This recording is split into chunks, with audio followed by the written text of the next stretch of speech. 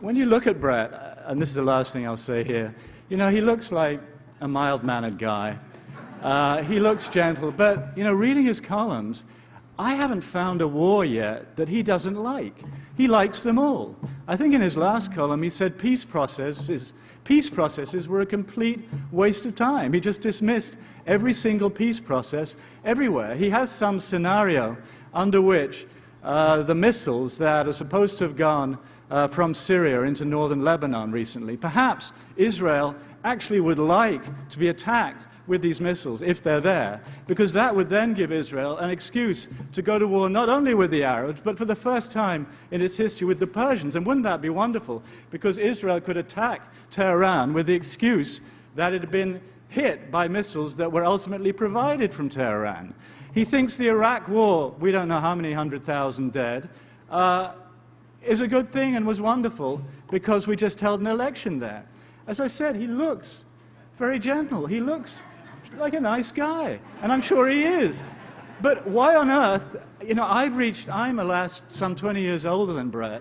I've covered many wars. They're not pretty. It's not nice seeing people dying. And I just wonder why he thirsts for more military action in Iran. I, too, am opposed to Iran getting to nuclear capability. I just don't think war is the way to go. Bret.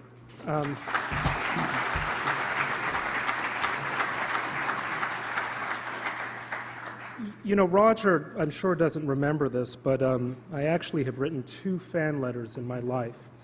One was to Roald Dahl when I was a little boy for Charlie and the Chocolate Factory.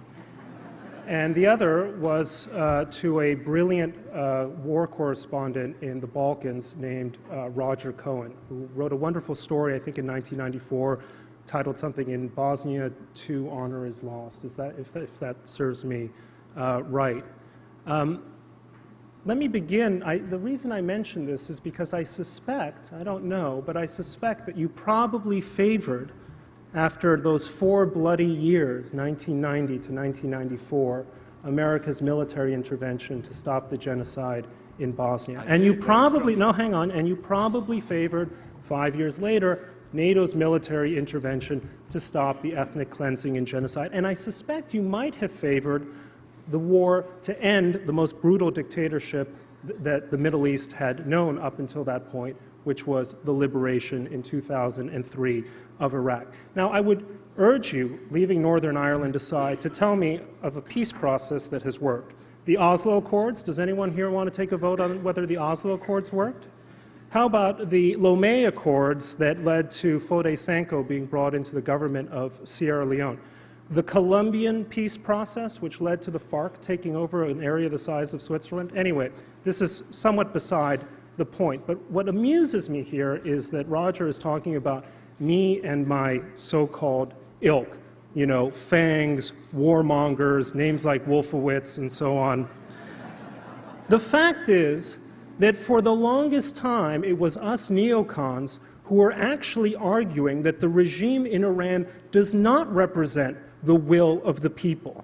Contrary to what Roger was writing in February of last year, this comfortable accommodation had not been reached. The margins of freedom in Iran were not so great. A country in which a woman is legally worth half a man is not a country about which we can look at with a great deal of nuance. And when I say country, I repeat, I am talking about the regime. I'm not talking about the people of Iran who deserve our respect and support, and something I've argued for repeatedly if you've read all of my columns. Now, about the matter of elections. Let me think of some of Iran's neighbors. Well, Iraq has had 3 consecutive elections. The last of them turned out pretty well. We'll see. Turkey has elections. They're democratic. That's another neighbor of Iran.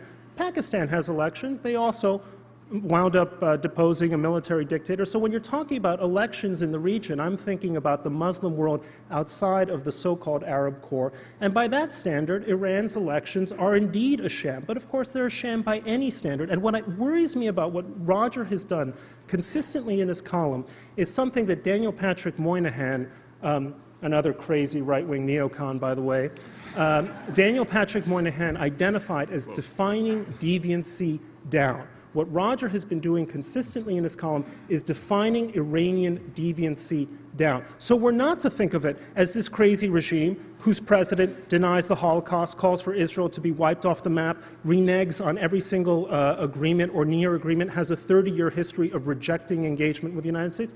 In fact, we're to look at it as a sort of infinitely complex, nuanced, intriguing mechanism. This is this kind of like other world in which Roger resides, and it's a very beautiful world. I too would like to think that Iran is this much more intriguing regime than as he suggests. But in fact, what we've learned about the regime is it's the bluntest of blunt instruments, and this is a point on which Roger and I will agree. There is no greater visual for that than the murder of Neda Sultan in the streets of Tehran in June of 2009.